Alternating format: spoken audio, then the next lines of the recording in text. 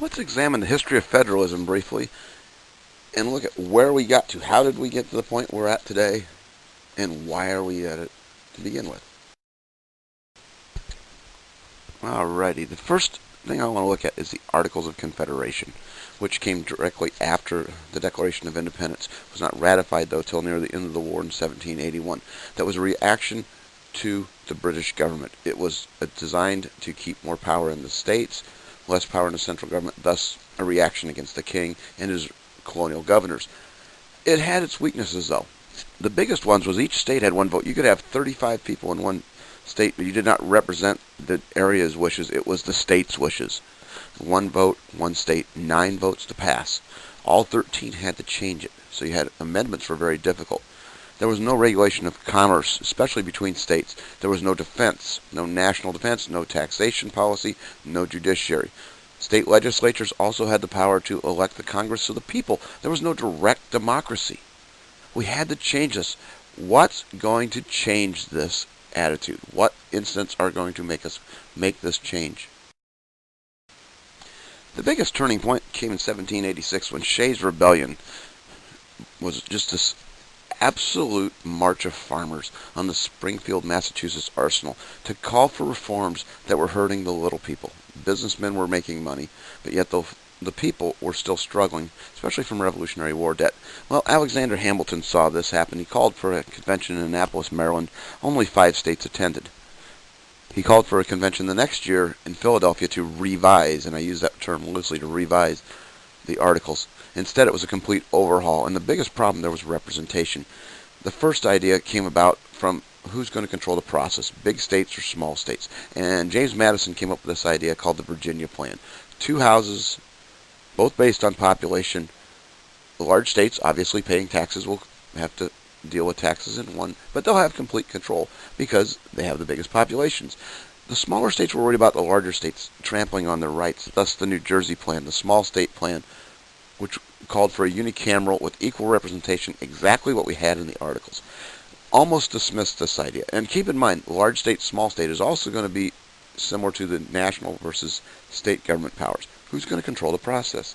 Well, Roger Sherman of Connecticut came up with this idea where we have today, with a House of Representatives directly elected versus a Senate who at the time was elected by state legislatures and did not change that until 1917. A second concern at the convention was how our power is going to be divided. We didn't want a strong central government, but we didn't want a weak one either. A weak central government could not respond to things like Shays' Rebellion, basically to insubordination. So we created these divisions of powers and had the delegated or enumerated powers. These are powers that are expressly written in the Constitution that are given directly to the national government. There are those that are allowed and interpreted to be the states. These are the reserved powers. These are powers that reside in the state via the 10th Amendment, which basically says those powers not expressly delegated to the federal government or to the states are therefore reserved to the states. That leaves for a lot of interpretation at this point. Keep in mind there's also concurrent powers, those that are shared by both.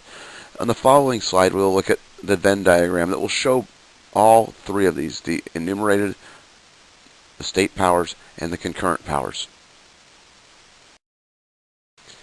As you can see from the diagram, on the left-hand side, we have the national government powers, which include coining money, regulating interstate and foreign commerce, taxing imports and exports, making treaties, making laws necessary and proper, which falls out of the elastic clause, comes out of several court cases that we shall see later. Also to make war and regulate a postal system. Now, there are things that they cannot do. One of those is they can't tax state exports, they can't change the boundaries, those are between the states, and they can't pass laws that conflict with the Bill of Rights. They also cannot pass what's called ex post facto laws. In other words, something that will get you in trouble after it was declared illegal. It was all, if you did it when it was legal and they changed it, you're fine. We have state powers. States get to conduct elections. They get to decide on what days, when, registration deadlines. They can regulate everything within their borders. They can establish their own local governments and charters, protect public safety, health, morals. When we look at Utah, Utah has different morals versus New York or Illinois. We take a look at the powers not delegated to the national government. That is the reserved clause. They cannot, though, tax imports and exports, can't coin their own money, can't enter into treaties. If you've noticed, there's a little crossover. Now, concurrent powers, states are allowed to choose if they want to tax or not tax. Obviously, sales taxes are one thing.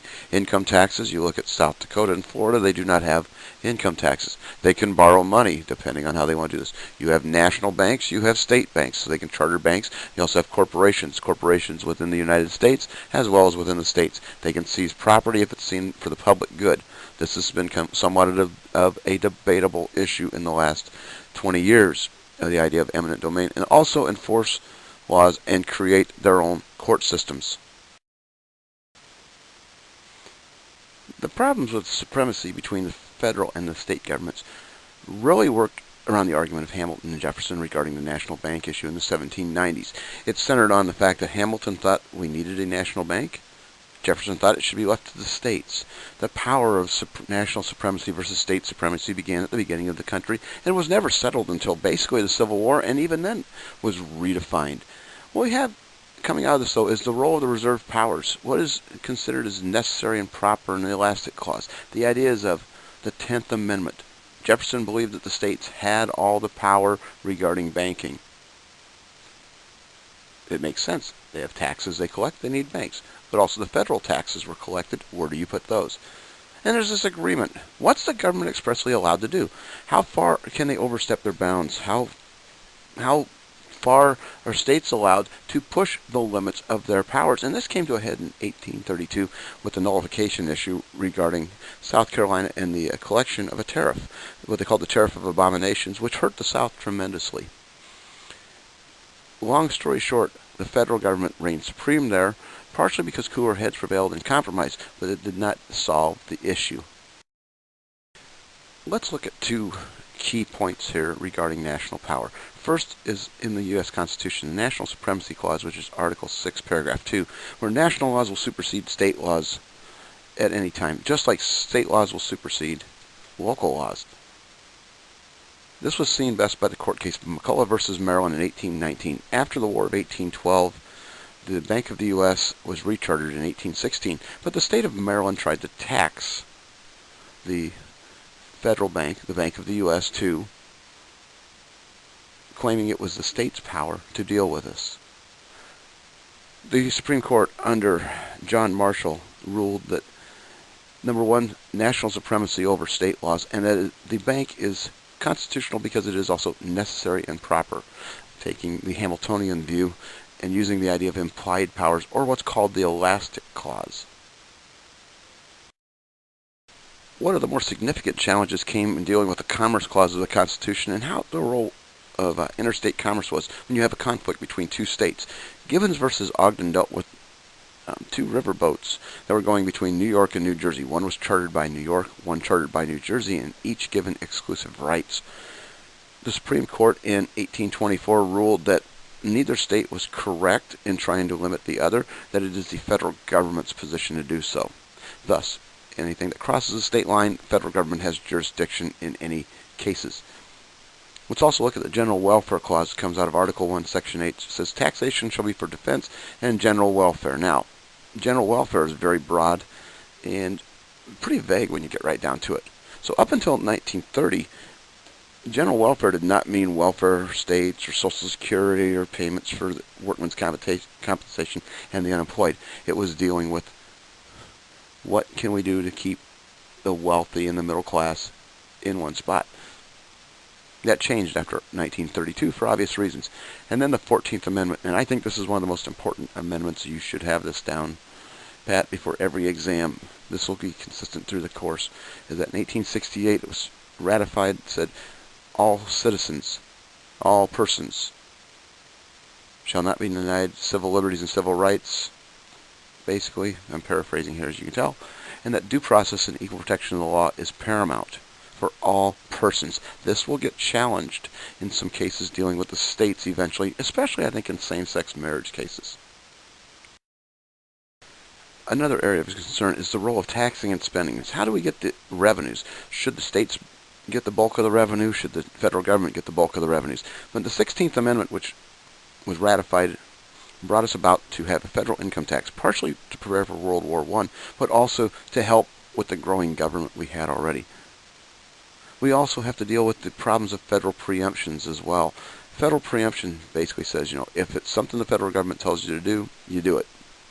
It's based on the idea of the supremacy clause. It creates, as you can see, intergovernmental chicken. In other words, are we going to employ these dictums from the federal government, especially places like forced busing?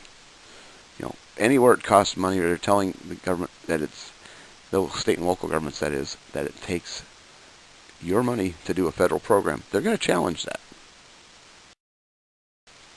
Perhaps the greatest problems in the last 20 years have come up regarding the role of the 10th Amendment in the states and the role of the federal government. And what we see, it deals with minimum wage in some cases, especially with public employees, as was seen by the National League versus Usury case in 1974 that was overturned again in Garcia versus San Antonio Transit Authority in 1983. I urge you to do some research on these two cases to see exactly what was being discussed. They basically dealt with minimum wage and whether the states have to follow the minimum wage of the federal government versus the states. Another case, the U.S. versus Lopez, dealt with guns near schools, and basically it said that having a gun is not commerce, where they redefine the commerce clause in the Constitution. Not like today, where if you are having drugs within a school zone, within 1,000 feet of a school, that's illegal. You can be arrested for trafficking. With a gun, not the same thing. Other cases, how about keeping sex offenders in prison beyond their sentences? That's still constitutional because they're seen as a threat to society. And what about suits against other states? The 10th Amendment may allow problems here, especially when we're dealing with the health care issue. In our next segment for you, we will examine other roles of federalism and other models of federalism.